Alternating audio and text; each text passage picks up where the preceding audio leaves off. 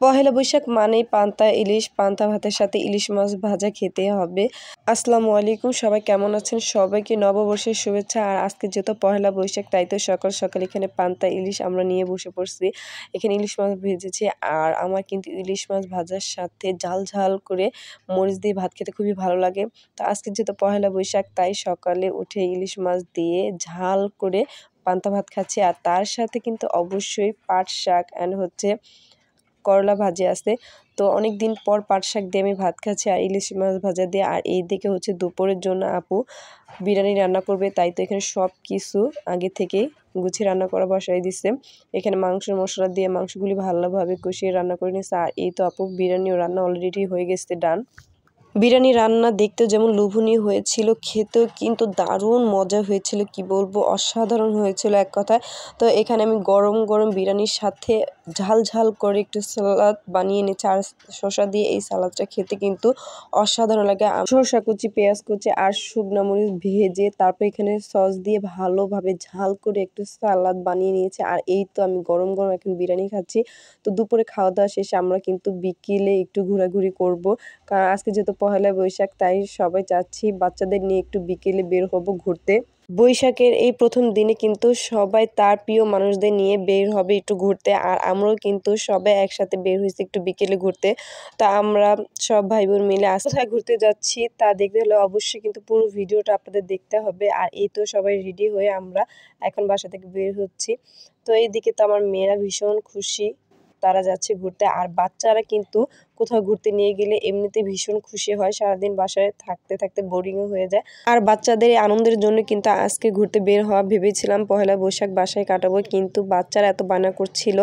তো আমার ভাগনা ভাগ্নিরা সবাই চাচ্ছিল একটু ঘুরতে বের হবে আজকের দিনটায়, তাই ভাবলাম যে ওদের নিয়ে একটু সবাই ঘুরতে যাই, ওদেরও ভালো লাগবে অ্যান্ড আমাদেরও ভালো লাগবে। ভাগনা ভাগ্নিরা যেহেতু ঘুরতে চাচ্ছিল, তাই তো ওদের জন্য চিন্তা করে আমরা আজকে বিকেল হচ্ছে পার্কে চলে আসছি। আর এটা কিন্তু পার্কটা কিন্তু বাচ্চাদের জন্য বেস্ট, কারণ এখানে অনেক কিছু থাকে যেগুলো দেখে বাচ্চারা অনেক খুশি হয়ে থাকে।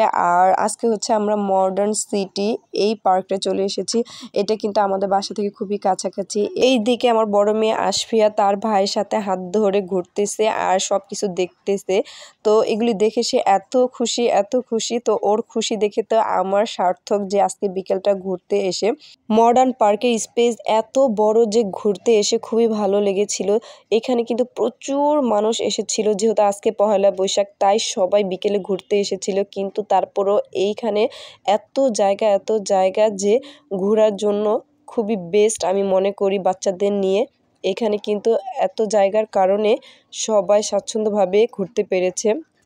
জায়গা বেশি থাকার কারণে এত মানুষ আসার পরেও কিন্তু তেমন ভিড় মনে হচ্ছে না। আর এইদিকে কিন্তু বাচ্চারা ভীষণ আনন্দ করে খেলতেও পারছিল।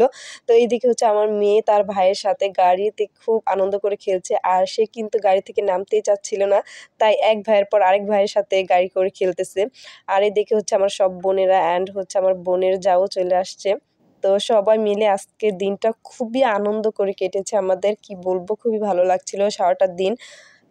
আর সবাই একসাথে ঘুরতে যাওয়ার মজাই কিন্তু আলাদা। ফ্যামিলির সবাই যদি একসাথে হয়ে কোথাও ঘুরতে যাওয়া হয়, তাহলে কিন্তু ওইটা খুবই আনন্দ হয়। তো আমরাও সবসময় চেষ্টা করি কোথাও গেলে সবাই একসাথে যাওয়ার, যাতে আনন্দটা আর বেশি দ্বিগুণ বেড়ে যায়। পার্কে বাচ্চাদের জন্য খুবই সুন্দর সুন্দর রাইড ছিল, আর একটা রাইডে হচ্ছে বাচ্চাদের নিয়ে আমরাও বসে পড়লাম। বাচ্চাদের নিয়ে উঠে কিন্তু খুবই এনজয় করেছি, খুবই ভালো লাগছিল, চারিপাশটা খুবই সুন্দর লাগছিল দেখতে। তো যেহেতু বাচ্চাদের নিয়ে ঘুরতে আসছে, তো ভাবলাম আমরাও একটু ঘোরাফেরা করি। আর এইদিকে হচ্ছে পানির মধ্যে একটা হাঁসের রাইড ছিল, আর এই রাইডটা কিন্তু আমার ভাগ্নি আর ভাগ্নে উঠেছে, ওরা খুবই এনজয় করেছে এই রাইডে উঠে। সামনে একটা ট্রেন রাইড ছিল, আর আশফিয়া তো এই ট্রেনে ওঠার জন্য পুরাই অস্থির করতেছিল। ও শুধু বলতেছিল এই গাড়িতে উঠবে এই গাড়িতে উঠবো। যারা যারা বাস্তবে এখনো ট্রেনে ওঠেননি, তারা কিন্তু এই ট্রেনে উঠলে পুরা বাস্তবে ট্রেনের অনুভূতিটা কাজ করবে নিজের মধ্যে। তো আমার মেয়ে খুবই এনজয় করতেছিল, আর এই দেখে হচ্ছে আমি খুবই ভালো লাগছিল এই ট্রেনে উঠে। তো এই তো সারাদিন ঘোরাঘুরির পর এখন আমরা বাসায় চলে যাব, আর চারিদিকে সন্ধ্যা হয়ে যাচ্ছে। তো এইদিকে আশফিয়া একটু হাঁটাহাঁটি করলো। এইদিকে এত সুন্দর একটা ফুল গাছ আপু ভিডিও করতেছে। যাই হোক, চারিপাশটা এত সুন্দর, যদিও আমি পুরো পার্কটা ঘুরতে পারিনি।